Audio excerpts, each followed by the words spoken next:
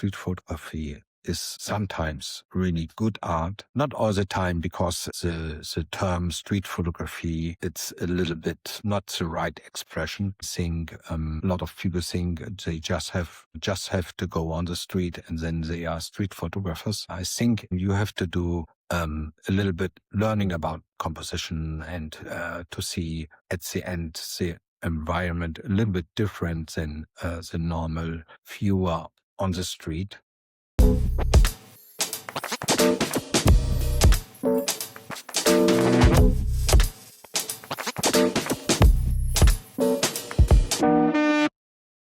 So welcome back, everybody, to a new episode of Eyeshot 50mm. And today we're sitting down with Siegfried Hansen. Siegfried Hansen is one of the most authorial and important voices in contemporary street photography. His work doesn't begin with people, but with spaces, lines, surfaces, visual coincidences that transform the streets into places for visual tension. What's more, and I want to remind this to everybody who's watching, is that Hansen limited edition book, Incidental Precision, is still available for pre-order until March 31st.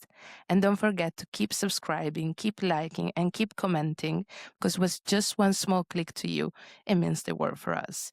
Thank you, Siegfried, for being with us, and welcome. And let's begin with the very, very first question. Who is Siegfried Hansen according to Siegfried Hansen? Yeah, to talk about myself is not so easy, but I think I like to trace this visual composition from graphic and colors and creates street photography, which main points are not humans and faces, but graphic connections and formal relations. You said that in 2002 you saw one of your first exhibition of Henri Cartier in Tokyo, and you stated that everything changed. What did you find in those pictures that made your gaze completely turn or revolutionize into something new? About over 20 years ago, I was a typical snapshot photographer, just family portraits or some sundowns. Then I visited an exhibition of Henri Cartier, and his pictures completely changed my way of looking at my environment completely. And since that day, in 2002, wherever I go, I carry my camera with me. You also started photography at the age of 41. Did this late start give you freedom or in some ways pressure? It was late 41. I think it was a little bit difficult to think about a career of to be a photographer. But I did my normal job ahead. And then it becomes more and more that I wanted to be a photographer. And after 10 years, I think it changed completely, that I try to give workshops. And this was very successful. And at that point, I decided to be a professional photographer to live from that. But it was a hard decision. It's not easy. But I liked to coach other people, and I think that's also very important, that there's no real pressure to earn money, and you don't like it. But it was at the end the perfect decision for me. And how has your approach to photography changed since the beginning? Was there a turning point for you? I think there was no really turning point in my life of photography or photographer. Maybe the first day I told you about Henri Cartier, okay, that was really an impact. But at the end, in the last 25 years, I think I developed slowly forward. That's also for me very, very good, because I don't have the feeling that I'm finished. So I'm happy if I can go out and take some photos. And I have the luck that I come very fast in a special flow, and then I see things and situations that I order in my environment, and then I wait that this is the right time to push the button. And this nice flow feeling is very important for me, because in that time I feel completely in my own world and see things which I like to photograph and maybe other people don't recognize or see. So I see them and I find them beautiful or not, or ugly, but there are some emotion to me, and then I photograph these things. And later on, at the desktop of my computer, I see if this works for me. And then very often I take some time to show them in the internet, and then I realize if other people also like that, and then I'm happy. But the main goal is that first I like them, and mostly I don't look at the meaning of other people. So that's very important for my style, that I do my own thing. And more specifically, what was your very first image that made you realize that this was you?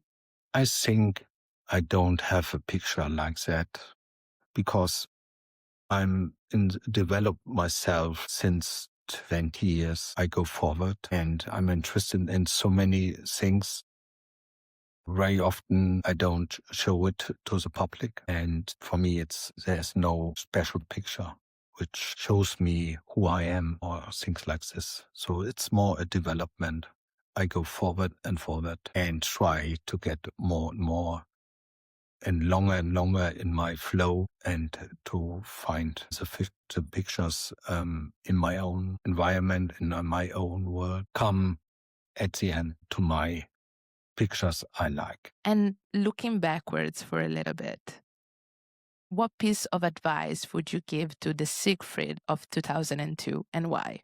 I think in my personal case, I should hear right in the beginning at my gut feel, so at my intuition, to go faster forward and not looking what other people doing and so on, and to wait that somebody says that's good and things like this.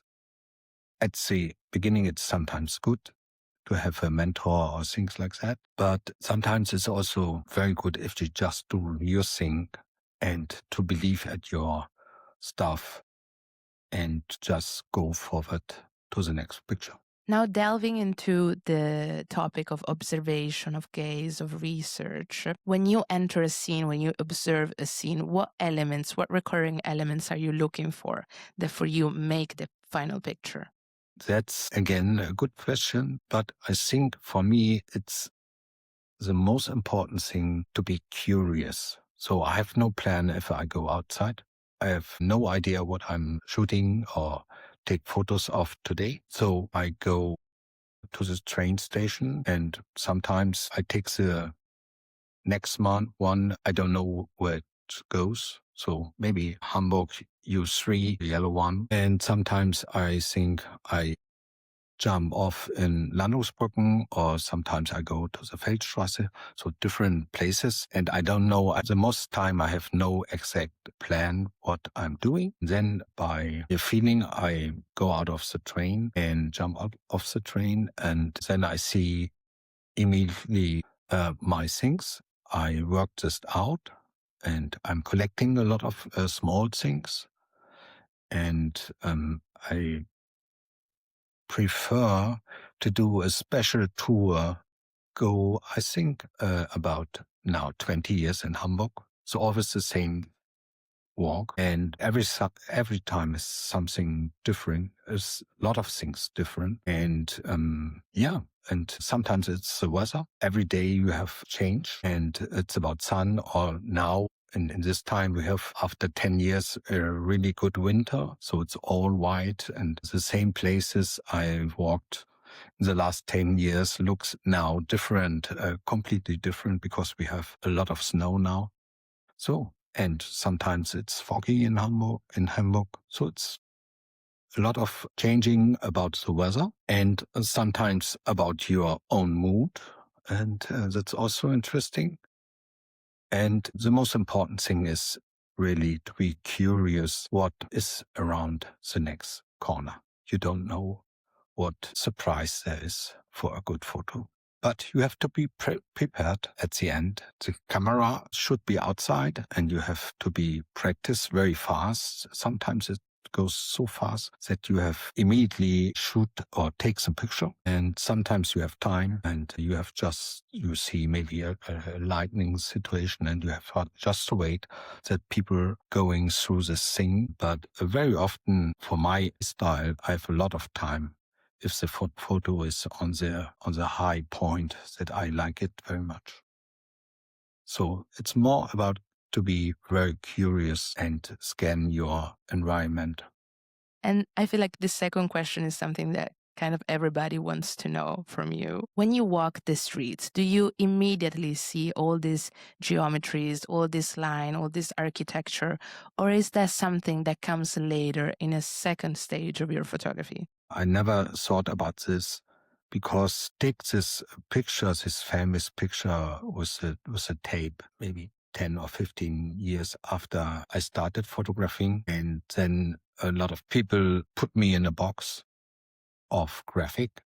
But I think I do so much different stuff. So I would say I'm not really looking only at geometrical situations or lines or things like that. It's good to have a style that is be recognized, but for myself, I didn't feel that way. And for someone that has such a rigorous practice, how do you see imperfections? Do you think they add any kind of value? Yeah, imperfection is sometimes really good. It makes pictures different from others.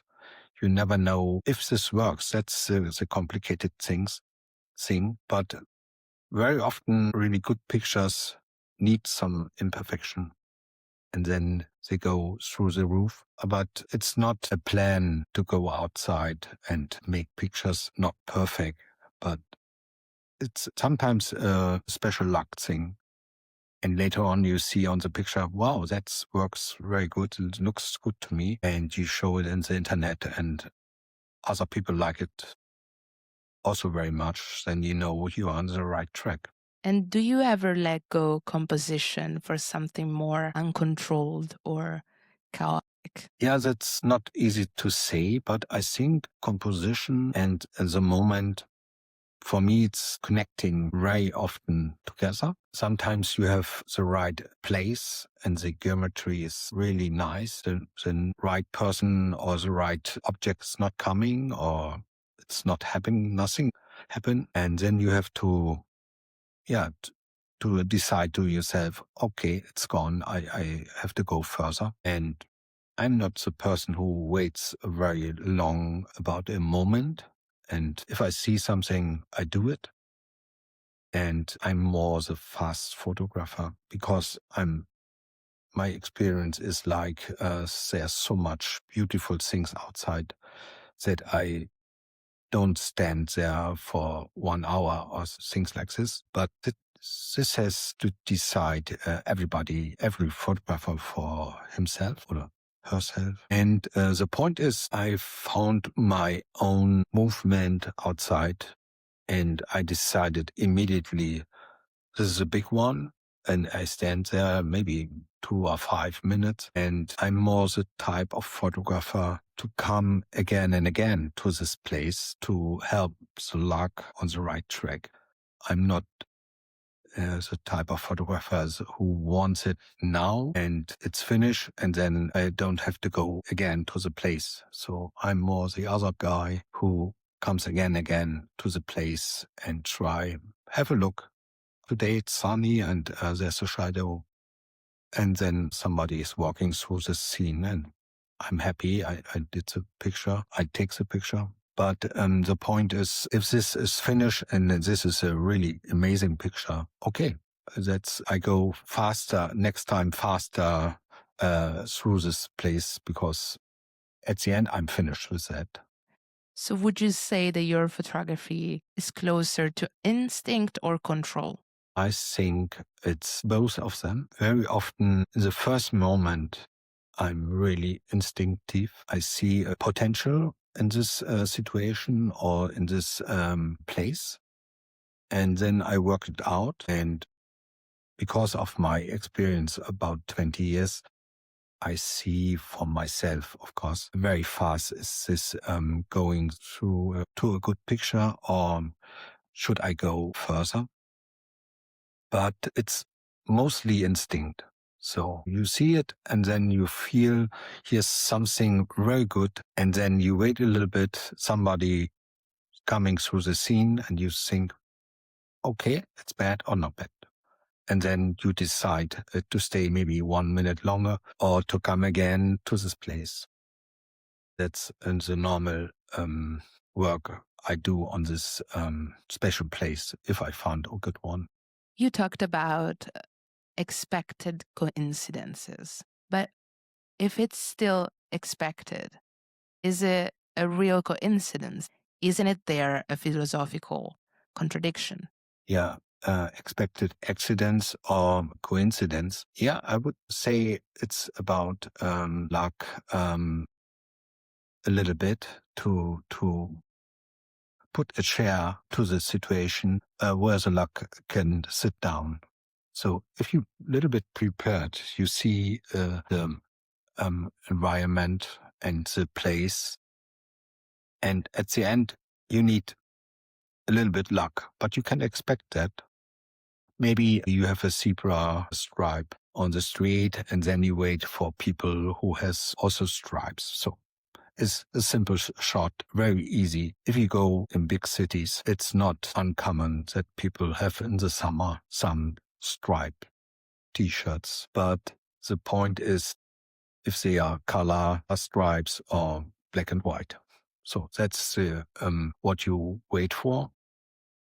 You can do it later on in black and white, change it, or you wait for a person who has a black and white stripe.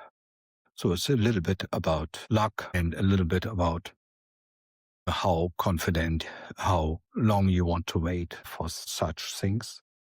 Do you believe a photograph can be still visually strong even without a subject? Yes, I'm saying that a lot of abstract photos are very good, and it's about rhythm, graphic, or geometry. It works very often interesting, but it's more for yourself. It's not so easy to photograph this, that other people also like that. So first you have to do it on your own and have a good feeling about that and think, wow, that's a great shot. I like this situation. And it's very abstract. And then you show it later on in the internet to get some stuff back, or you believe further in your work, and then you go ahead. That's sometimes very hard because the internet very often don't give you the stuff what you want. But at the end, you have to believe at your own stuff and to go forward, not to do the stuff for other people. Do you think learning how to see is harder than learning how to shoot? Yeah, I think to learn how to push the button and the technique of a camera, it's not so complicated. So you can do it maybe in 2 or 3 weeks, and then you have to learn it that you can do it almost blind, but it's just a gear at the end. And the point is, seeing is completely more difficult to learn. And I think it's a lifetime project. You have to learn a composition. You have to learn where are the things, what is interesting for me to see, what's around you, what could happen. And it's, I think, more complicated. than to learn how to use a camera. We are what we experience, all our backgrounds, what we see, what we get to know. We all are what we live. So my question is, what artists or inspiration photographers or from other form of art have influenced the way you do photography? For me, I think the most important artists, they are not really special ones, but I think I like Andreas Feininger and maybe Paul Klee, Mondrian, so some painters which give me some ideas and to work with different pattern and with triangles and things like this, and also with colors. These Bauhaus things is also very interesting for me. If I look at these special working of them, I like this very much, and this also has a great influence for my work. And how do you transform inspirations into something personal and tailored just to you? I think about the way how you do it. And it's very often you see some picture from another photographer and it's only about the idea how he did it and you like it. And then you say, oh, maybe I take 10% of this stuff or the idea and put this in my personal style. And so it change always a little bit your normal style.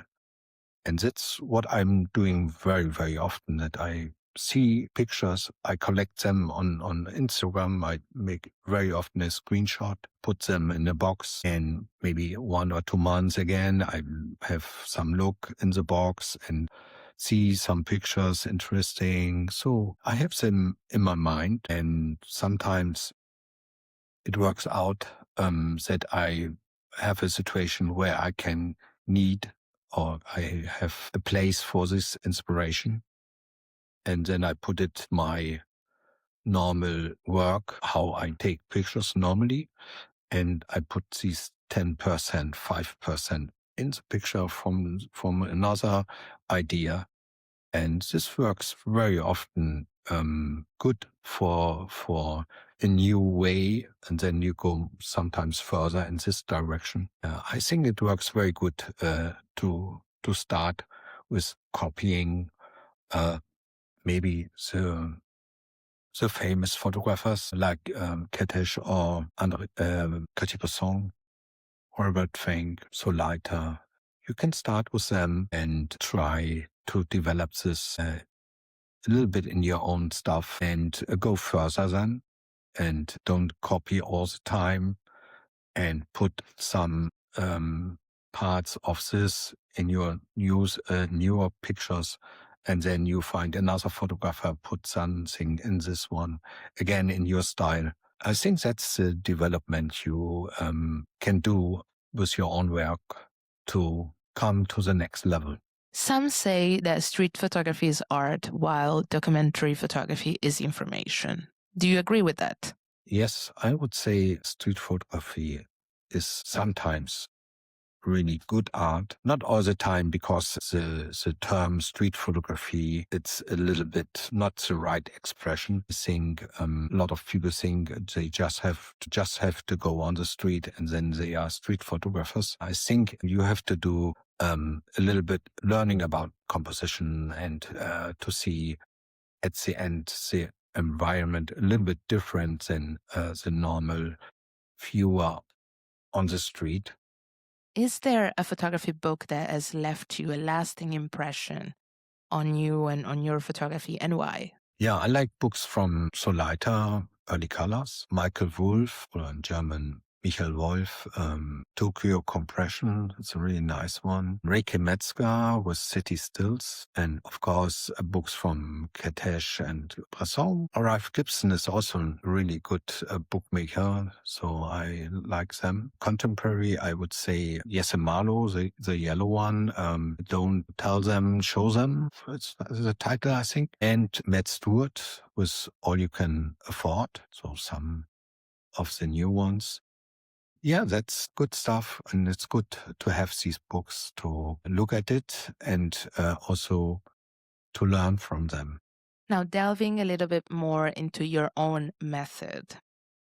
The very first question I want to ask you is what fascinates you the most about the contemporary street photography scene? I think street photography is a really nice field in the photography. But if you want to have fun, you don't think about earning money with that. That's, I think, the most important thing. Selling pictures, or if you have luck, you can give some workshops in this direction.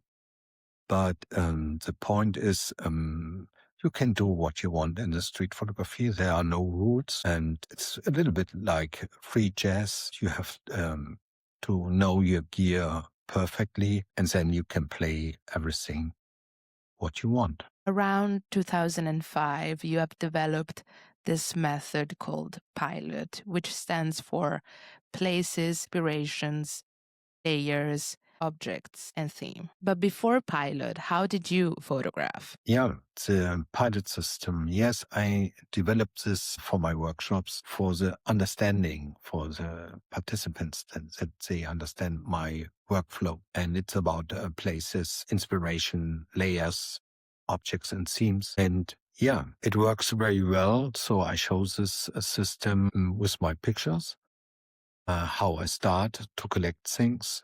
And I would say at 90 to 95%, after collecting some years, a special trigger, it works out that I make a good picture at the end, almost a top picture. So that's how this works. And I show this in my workshop that this goes very well if you follow this system. You say that 95% of all your photographs come from Pilot, but what happens to the remaining 5% of them? Yeah, that's true. 80 to 95% of my pictures have very often a special trigger. I follow this trigger about 10 years, 15 years, till the point I make a really big or good picture, in my opinion, of course. After looking at this presentation or how I do it outside, a lot of photographers see how this works, and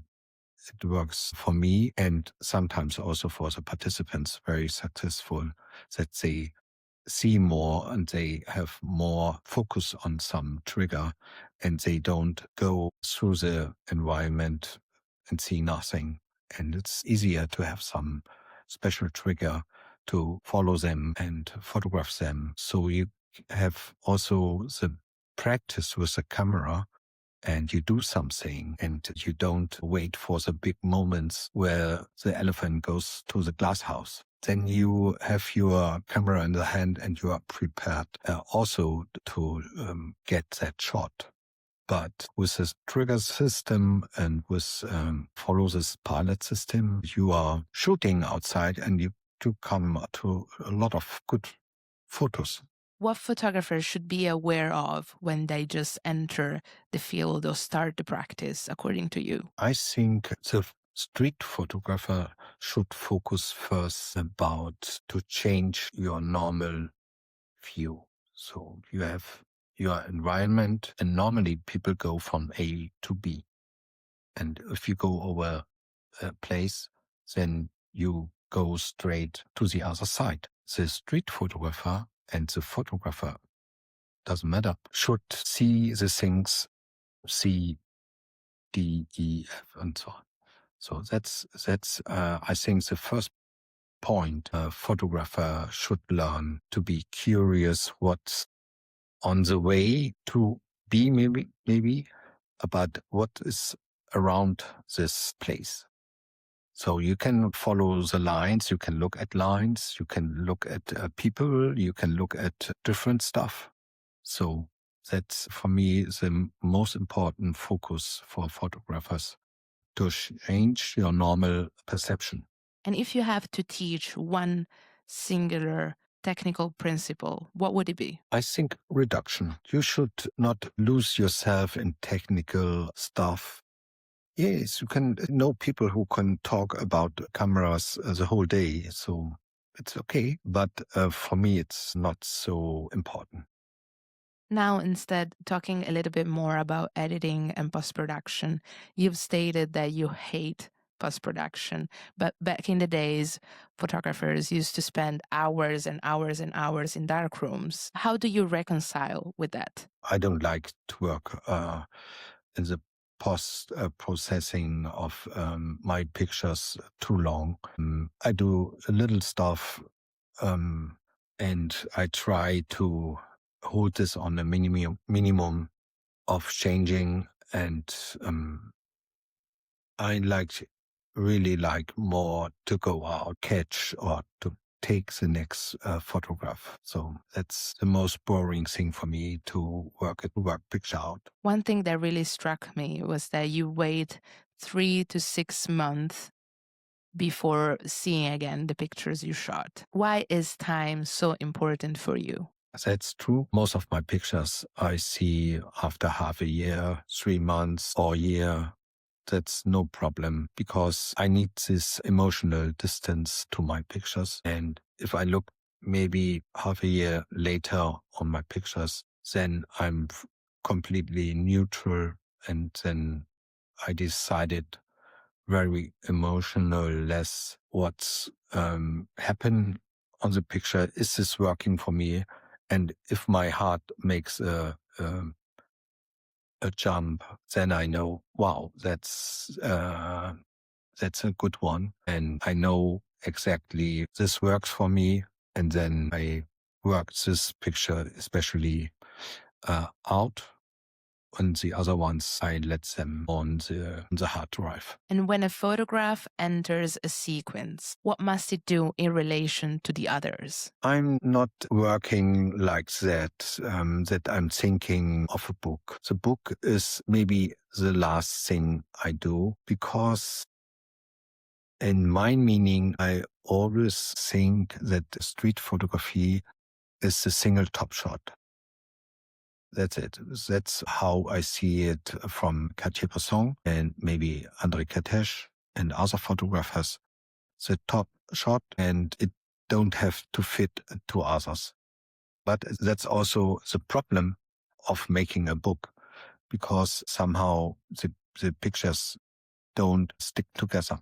So I decided to make a book very late, and the first book works out because of color pages. This was the binding, the combination of my pictures and the color pages, what works in the book. I think it's not easy to make street photography in a book if you classic street photographer that just look for the top shot. If you work in series, it's no problem. Then you have to put this together and look at different things. But if you just have completely different good shots, then it's not easy to put them in a book and say, this is the line between the connection between all this stuff. And this works very often not so good. So if you just a graphic photographer, then maybe it works. If you just a funny photographer, so you have a lot of humor in the picture, it also works. Blur things like that.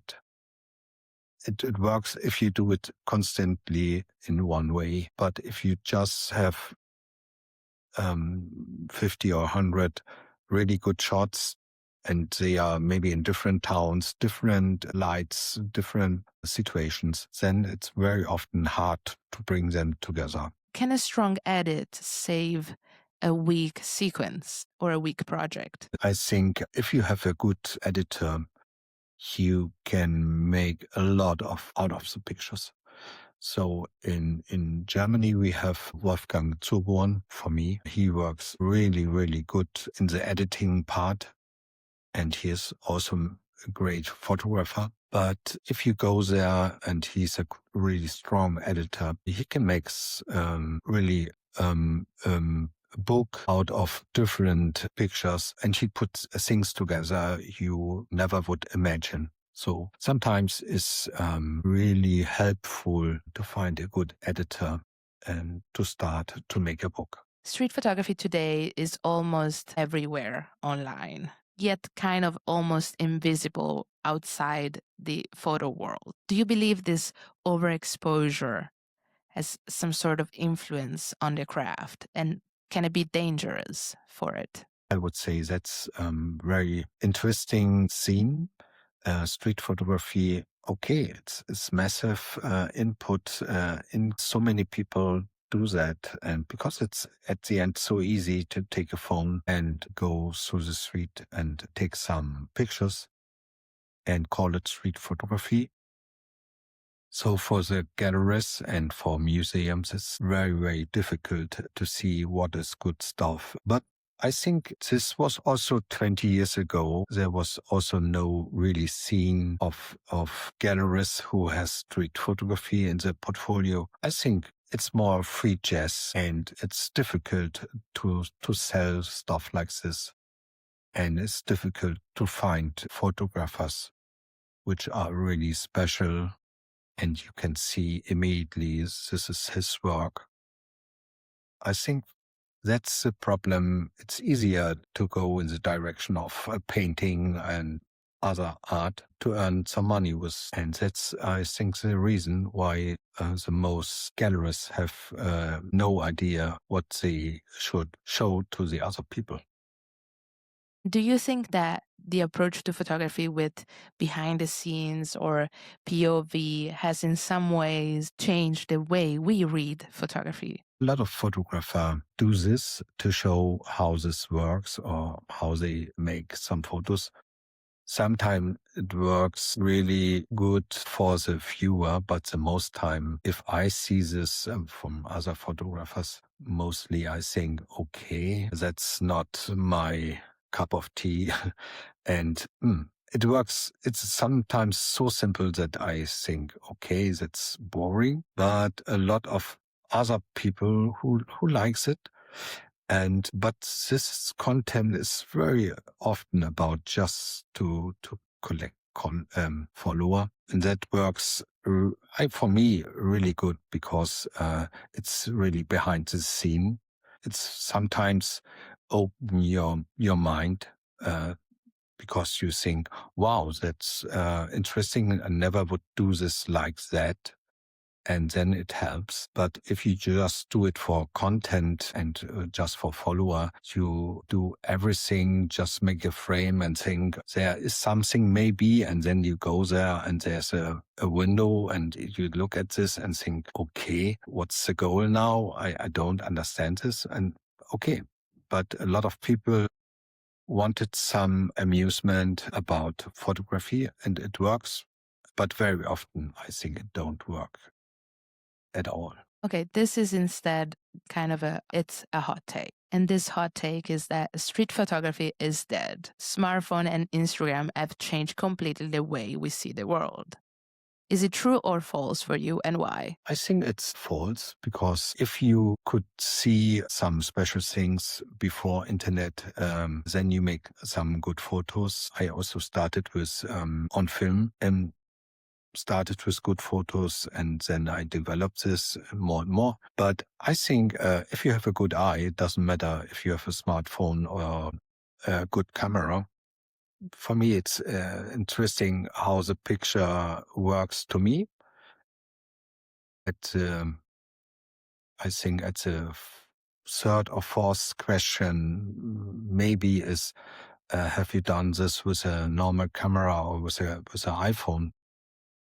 But normally I never would ask that, because I look at the picture, and if this is good, I think it works for me. These days on social media, and the making of a photo has become a trend, something that everybody wants to see and everybody wants to learn. So do you think this can actually have a helpful impact on how we see and how photographers, emerging photographers, see the world, or not? I think it changed the mindset of the viewer, because sometimes if you show them how you made a photo, it's easy to follow this step. But the point is first to see it and to find these places, or to to develop this stuff to a good picture.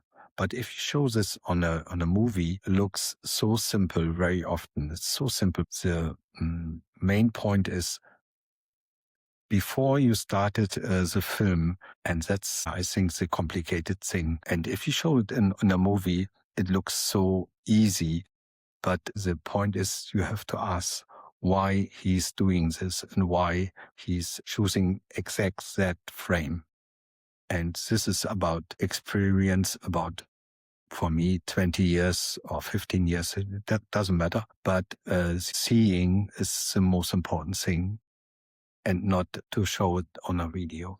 That's the easy part, because the picture is finished in the head. Final question, which is also the hardest one. So after 20 years of shooting, of teaching, of learning, of doing events and talks, why do you still photograph today? My little success so far, it's fine for me, and I'm happy that I could make workshops and show people how to do it and make some presentation on festivals. It's so great for me, and I'm very happy about this. Point is, I'm not looking for a special picture. That's not how my workflow is.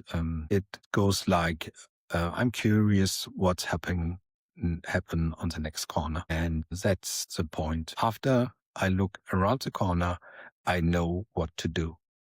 Before that, I have no idea what's there and which line I'm looking for, or which situation is there. So that's the great story and the interesting part of photography. It's about to be curious, and so you can make 3 or 5 good pictures on one day, or you go home with nothing. But the point is you have a good time outside, and that's for me the most important thing. Just let my ideas flow and see what I get. So Siegfried, thank you again for being with us. It's been such a pleasure, and we hope you felt comfortable in answering all these questions. And I just want to make a small reminder to all our viewers to keep watching, keep subscribing, and keep commenting, because with just one small click to you, it means the world for us. And to keep Design Made in Italy, arts and craftsmanship alive. Thank you and bye.